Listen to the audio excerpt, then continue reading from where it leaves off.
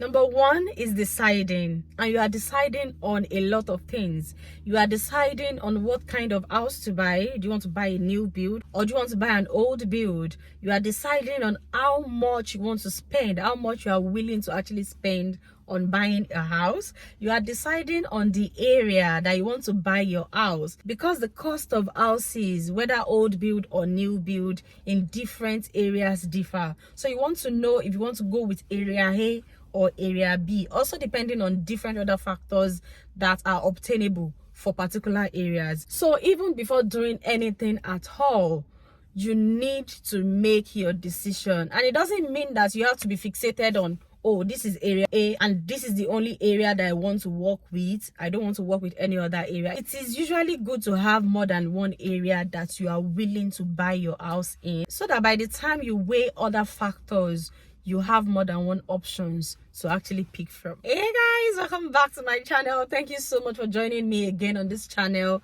for another video. If you are new here, you're welcome. Thanks so much for stopping by. I hope you stay. Please make sure to like my video, leave a comment in the comment section, share this video, and subscribe if you enjoy my content. Today's video is all about top 5 secrets that you need to know when you are planning to buy your own house in the United Kingdom, especially if you are an immigrant, that is, if you are not originally from the UK. So number 2 is to check out available schemes that you can take advantage of. So from time to time, the government actually releases different types of schemes to help first-time buyers. So people who are just buying their house for the first time in the United Kingdom, whether or not you are originally from the UK. These schemes applies to you except otherwise stated. It is not public funds. You can actually take advantage of government schemes like Help to Buy. Although right now, Help to Buy scheme is no longer available. However, there are other schemes that you can take advantage of. Schemes such as discounted market value. Like when you search for houses online, you see that there are some houses that probably normally their prices are maybe, let's say for example, 180,000, but then when you check this house, they say it is 130,000 pounds, and below it they will tell you, oh, this is a discounted market value house. What this means is that the government has paid like the difference, like a 30% difference that is obtainable for such houses. So instead of you to buy the house at the normal price that every other person is buying it, then you will be buying it at a 30% discount, which is the discount that the government has given, you know, to help people to get their own first house. And there are also usually terms and conditions that are attached to this kind of schemes. They might say, oh, you need to live in a particular area, or you need to have worked in a particular area for a particular number of years or months. So you need to make sure that you meet these terms and conditions before going forward with making inquiries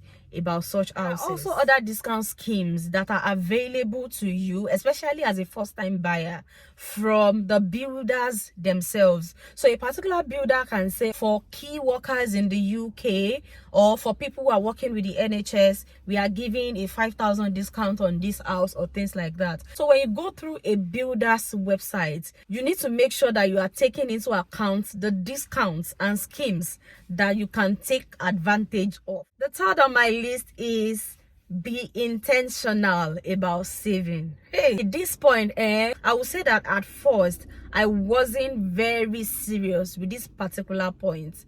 Like, you really need to be intentional about savings, about how and what you save for your house, for your new build or old build, whatever house you are buying. You really need to be intentional about it, because like any other project in life, when you are not intentional about saving for that particular thing, you discover that every savings that you have, or every time you try to save for that particular project, there will always be something else that will want to take over, you know, that savings that you have. So you really need to be intentional about saving. I actually have a video which I'm going to be linking in the description box below and also somewhere here.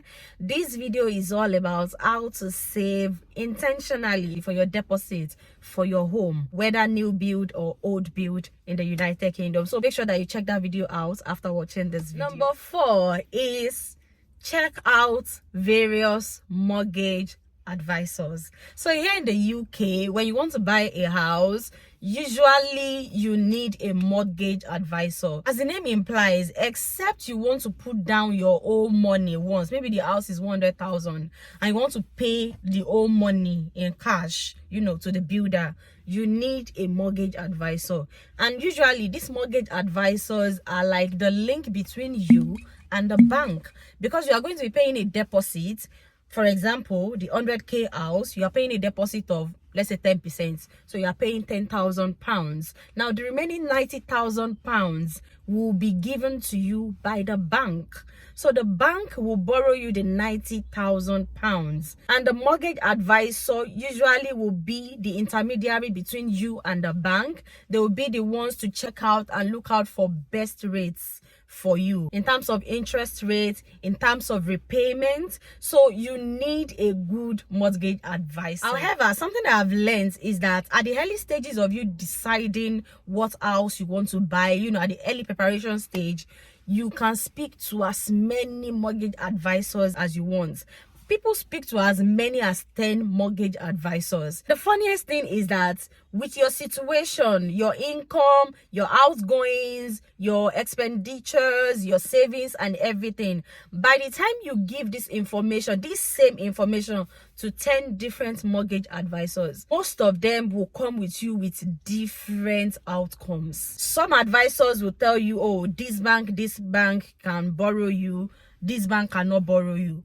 Another advisor will tell you that this bank that somebody said that they cannot borrow you, they can borrow you. Spread your wings, talk to different mortgage advisors and weigh the options, weigh their advices before you now finally decide that, oh yeah, this is the mortgage advisor that I'm going to be going with. And also in the UK, there are free mortgage advisors and there are paid mortgage advisor. So if you are not going for a free mortgage advisor, any mortgage advisor that you speak with, please, in fact, from the very first call, let them confirm to you whether or not they are free, whether you are paying them any money or whether it is free, so that if it is not free, you know at the back of your mind that this is how much you are going to pay this mortgage advisor at the end of the day when, you know, everything is settled. This is how much you are paying them.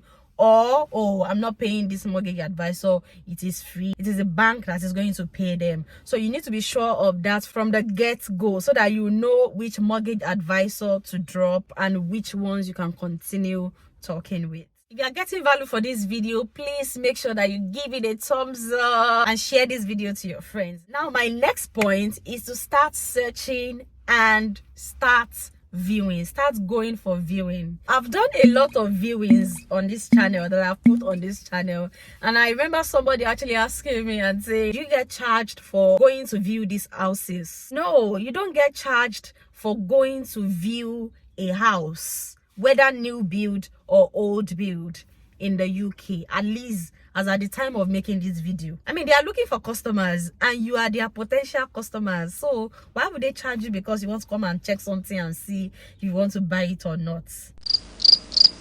So you are free to check online, see a house that you like, go ahead and book an appointment to view. If you are new to houses and properties, it might be good to actually take someone along with you, someone who is experienced, probably someone who already has their own house in the United Kingdom, to go with you, so that the questions that you don't remember or that you don't even know that you should ask, they will prompt you to actually ask the right question from the builder. Going for viewing also gives you the opportunity, like I said earlier, to ask questions. So you ask them for discounts, you ask them if they've got any upgrades. Some of the builders actually have upgrades for key workers, NHS workers and things like that.